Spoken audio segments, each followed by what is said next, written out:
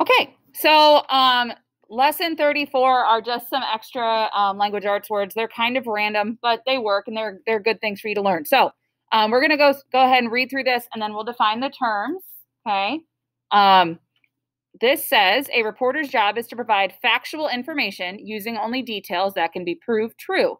Sometimes a reporter allows his or her own bias or personal feelings into the writing. Then the writing is slanted towards one point of view. Knowing certain uses of language will help you watch for bias. A generalization involves taking a particular fact or group of facts and making a broad, universal statement. For example, all boys like to play baseball is a generalization and is not true. Jargon can be words known in only one profession. For example, a science writer might use words like nucleon and baryon in a science article. Jargon can also be confused, meaningless talk or writing. I was randomly thrown in there. Hyperbole is an intentional exaggeration, often silly or impossible, used for effect, such as, I was trying to get here on time, but I ran into every red light in the state. A writer might repeat an idea over and over to emphasize it. This is a use of repetitious language. Writers may also use another tool, parentheses, to set off words or phrases that are less important. Parentheses are curved lines that look like this. Last, fiction writers can communicate their ideas by using an omniscient narrator in a story.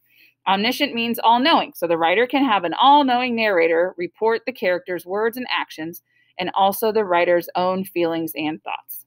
Okay, like I said, a lot of random words here. Let's define them. Bias, we've actually talked about a little bit this year. Having bias is an unfair preference for one thing over another. All right, the next word is factual. If something is factual, it is real. It is based on facts or what can be proved.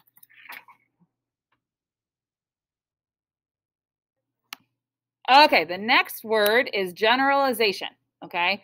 And making a generalization is making a broad statement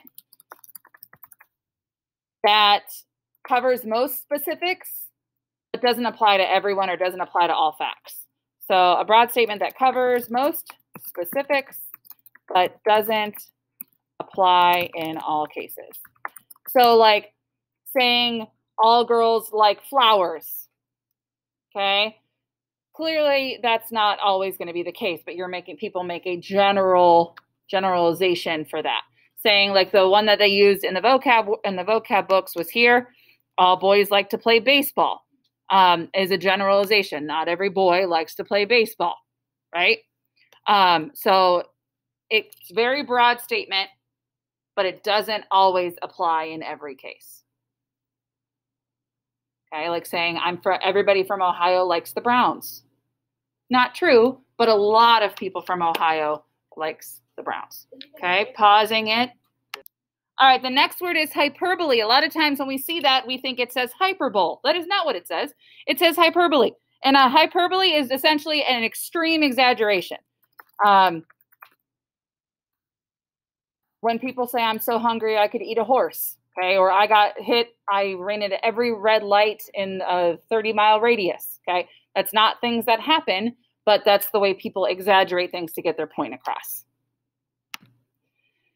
Next word is jargon.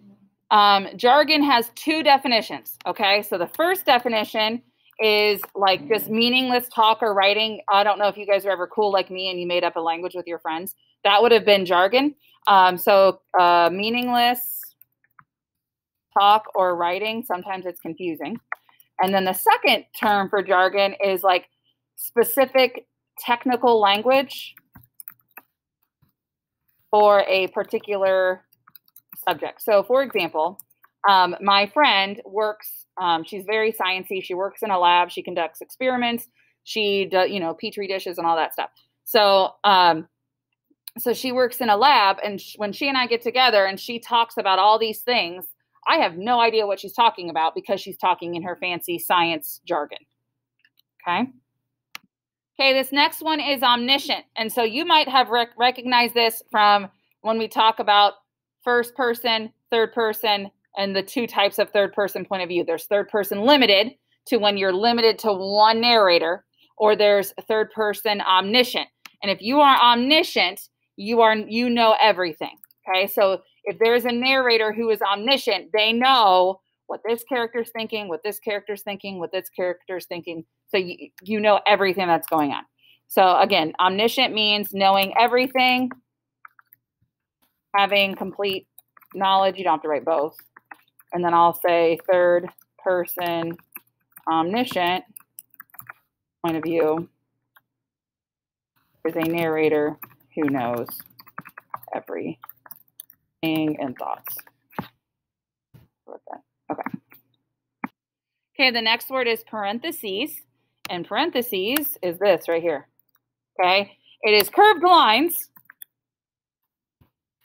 that surround offset information. Use them in math and language arts.